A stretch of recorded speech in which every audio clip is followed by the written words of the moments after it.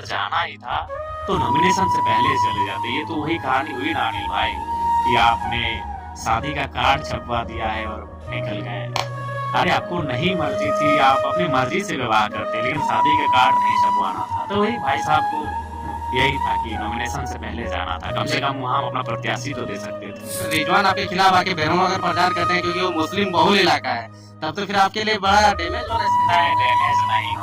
एक बार दगा दे दिए, दूसरा दे दिए तो एक्सेप्ट कर लिए, फिर से अगर आ जाएंगे रिजवान तो क्या कहिएगा? दो क्रांतिकारी, एक रिजवान और दूसरा जयराम, कहने वाले साथ में डायलॉग मारने वाले दोस्त आपको दगा देके चले गए, और ऐसे समय में दगा देके चले गए हैं जहाँ से जयराम अकेले आंसू भी रोएगा तो उसका मतलब दिल नहीं भर सकता है। नहीं, आपने सही कहा। कल जब मैंने सुना, तो सबसे पहले हमने अपने सारे कार्यक्रम को कैंसल कर दिया, और हमें लगता है कि आज मनसा पूजा के बाद हम पहली बार घर गए हैं।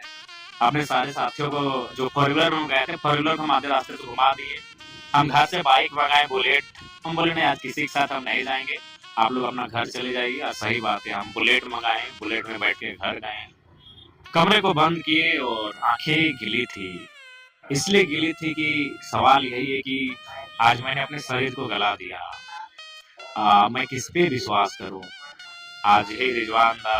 हालांकि उनको मैं फिर यही कहूंगा कि मैं उनको दगाबाजी के लिए याद नहीं करूंगा, मैं उनको संघर्ष के लिए याद करूंगा। उन्होंने संघर्ष किया है। आज मुझे भी वो दिन याद आता है कि जब मैं वो तेतुलमारी के अपने मोहलेडी गांव में थे, पहली बार आज से 2.5 साल नहीं, लगभग पौने 3 साल पहले, उससे भी ज्यादा, 2-3 महीना कम नहीं कि 3 साल पहले मैंने उनको कॉल किया और उनको मैं अपने मामा घर लेके आया। क्योंकि उस समय हम लोग को मीडिया कवरेज नहीं करती थी। उस समय एक जितेंद्र ब्लॉग थे और रोहित ब्लॉग थे, उसके अलावा कोई ऐसा विषय राजकुमार मंडल जी थे कभी कभी, और राहुल मोदक जी थे। उसके अलावा बहुत कम ही ऐसे चैनल थे जो हम लोग को दिखाते थे। तो मैंने, मेरा पेज का चैनल वो ठीक ठाक चलता था, अच्छा व्यूअर्स था। कोई भी हम स्टेटमेंट देते थे वो लगभग 1 लाख, 1.5 लाख, 2 लाख तक एक दिन में पहुंच जाता था। तो पहली बार उनको हम मामा घर बुलाए। हम मामा घर में रहते थे, मामा घर का नाम आमडी है। रिजवान भाई को खाटी पे बैठाए और उसका हम शीर्षक भी दिए थे कि खाटी में बैठकर खाटी मुसलमान को सुनिए 1932 के खतियान पे।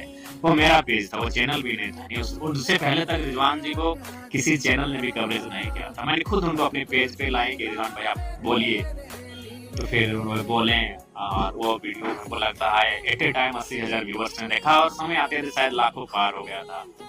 तो मैंने उनको स्वयं निमंत्रण दिया था कि इस आंदोलन में आप मेरे साथ चलिए। वो चले, बहुत अच्छा चले। बीच में फिर वो अपना JKMM कुछ बनाए।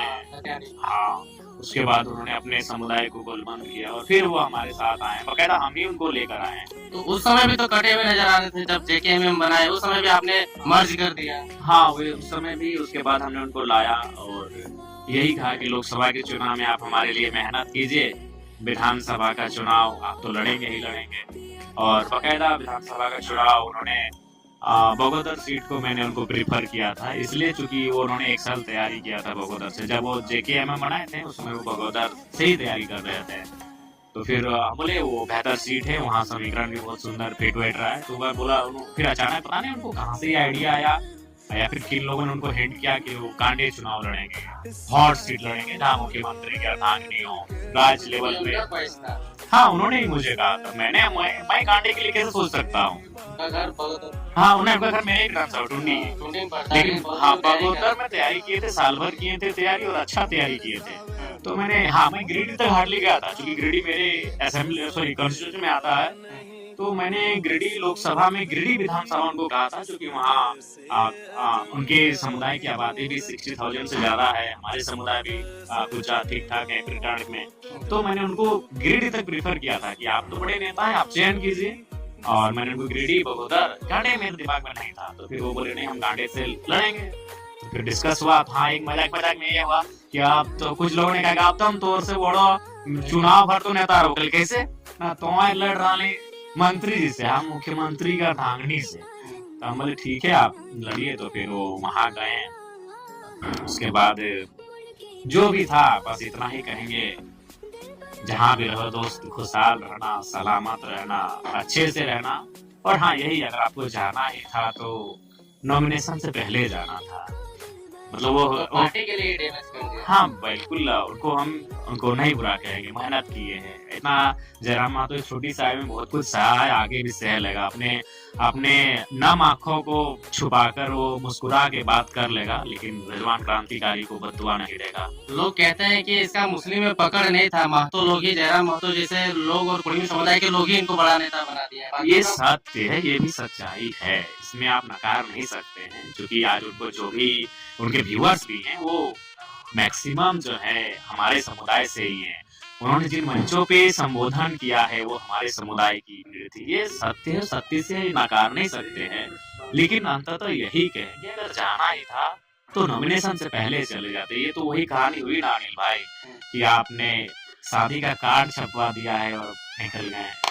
अरे आपको नहीं मर्जी थी, आप अपनी मर्जी से विवाह करते, लेकिन शादी का कार्ड नहीं छपवाना था। तो वही भाई साहब को यही था कि नॉमिनेशन से पहले जाना था, कम से कम वहाँ अपना प्रत्याशी तो दे सकते थे। सही बात है, लेकिन कहने के आपके लिए भी वो जेल गए जिस दिन लोकसभा का आपका नॉमिनेशन था, उनको उठा करके। अगर इसीलिए मैंने कहा कि मैं उनको दगा के लिए याद नहीं करूंगा, मैं रिजवान जी को संघर्ष के लिए याद करूंगा।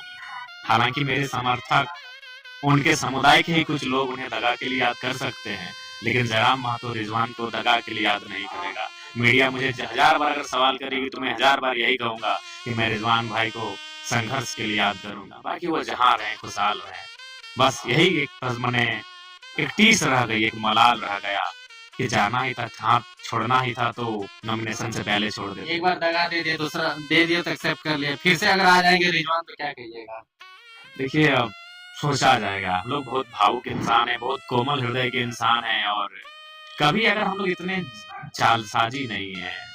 हम लोग हमें वो एक ऐसा केंद्र अध्यक्ष हैं जो आप पूछिए, हमारा मोबाइल का पासवर्ड हमारा एक पंचायत का सदस्य को मालूम है कि हमारे केंद्र अध्यक्ष जी के मोबाइल का पासवर्ड क्या है। बहुत सारी सीटों पे आपके कैंडिडेट जो दिए थे उसका रिजेक्शन लिस्ट जारी हो गया है, उस पर आप लोग क्या करेंगे? वहाँ पे तो आप कैंडिडेट आप दे नहीं सकते हैं। वहाँ पे हम लोग किसी को समर्थन दे देंगे कि कोई समर्थन से चुनाव लड़ेंगे, उनका जो भी सिंबल होगा सिंबल को हम लोग समर्थन दे देंगे।